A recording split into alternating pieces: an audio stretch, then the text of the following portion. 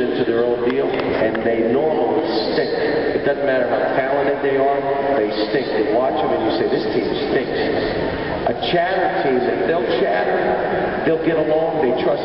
See, the hardest thing to teach young players, or players coming together, is to trust one another. And the only way you can trust is here on that court. And then when they tell you to do something, you do it and you see it works. Or you ask for help and they're there. And you talk to one another. It starts building the trust you need.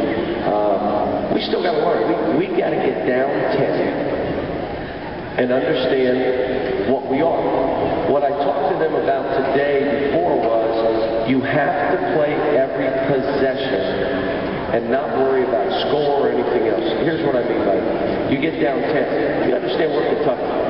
Every game we play is someone's Super Bowl, isn't it? Yeah. Every game we play on the road is what? Sold out, right? We're Kentucky. That's how it is. So they're going to come out of the gate. Are they on fire like every team? So you're going to get down 10. You're going to get down 12. They're going to make shots like, I can't believe they made those. Well, are you starting to think, oh my gosh, we're going to lose? You're 3 minutes into the game or 7. You got a whole game left. You can't be thinking like, well, we may lose this. What will we say? How will it come?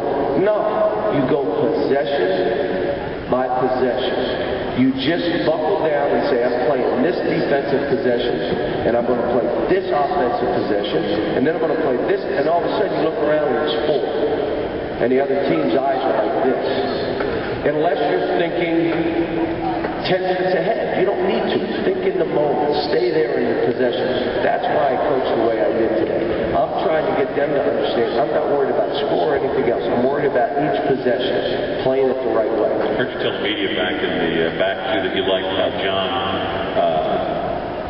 the leadership he showed and how he was looking to take care of other guys to make sure they get their shots. Well, he just said, we got to get Patrick involved here. Let's do some stuff. And so he went, and then later he said, let's get DeMarcus the ball. Let's get him the ball. And so he's looking at this like, I don't want to be the only guy. I want these guys to be stars. Isn't that fun? You think about how much fun we'll have if they're all that way. And so, how about Patrick has 4.5? You understand he could care less because I say something to him of another guy say, I'm fine. You guys don't have to worry about me. This kid, and how about shooting threes? Now let me just tell you, we do a 5-minute shooting drill just about every day. He makes as many as the guards. You know what I said to him? Shoot. Kid, you make 53s in 5 minutes, more than the guards, but you walk in and think you may not make it. Why? You think make it. Shoot the ball. You're a great shooter. He missed that little 12-footer. And again, I said, you're missing it because you're not sure you're going to make it. But you make it in practice. I see you make it in, just go shoot with the intent of making shots. But the biggest thing for us was the conditioning. Did we look better conditioned today? Did we look tougher today? Did we look like we're getting to spots where we need to get to make the court open? Did our press look better? Like they didn't just throw it back and the press was off. We had a better idea of what we were trying to do. The biggest thing is, in the half-court defense, whoever had the ball was playing by everybody. Not just the guy in the ball, everybody played. And we got around. It was fun to see. And again, I'm giving them tomorrow off. We'll practice at 5, but we're not going twice. Because of their effort. Now we're going to go twice on Sunday. Don't tell them they don't know that yet. But we got a lot of work. I mean, here we go. Daniel, I don't know how hurt he is, but he hurt his chest. We're playing Morehead State, an NCAA tournament team with great guards.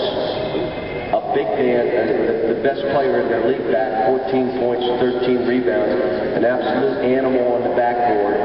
All right, and we're playing without John Wall. We're hoping Bledsoe's going to be ready. We're looking at, we got some work to do this week. Now, I'm going to say it again. I really like my team. I like my team, but let me say this. You understand how far we are from where we want to go. Please understand. And let me say this to you. There's going to be games where the other team is so far advanced because they're a returning team, especially the first month of games we play. Forget about names and all. They're a returning team with everybody back. They're so far beyond us with all that stuff. Here's how we can beat those teams. One way. Unbelievable defense. great rebounding, make easy plays. Now, did you see us make easy plays today? Did we play fast? Do you know we only had 12 turnovers? Remember last week when I told you? You don't have to play fast and turn it over. You don't have to play. And we had Perry's turnover scoop pass. You want to punch him? What are you doing, Perry? You scooped it. You know, you had him carry by John Wall walk from the sideline. We had one pass, which I don't think was a bad turnover deep. We tried to throw it, the ball kind of got away. But you look at it, we had 2 or 3 bad turnovers. The rest of them were great turnovers. They were aggressive plays. They were going at people. A couple charges because you're being aggressive. That's fine. It's the bad scoop pass or a look away to the wrong. You know, come on, what was that about? We had 23 of those last game. And I cut out every turnover. And if you watched it, you would have said, wow.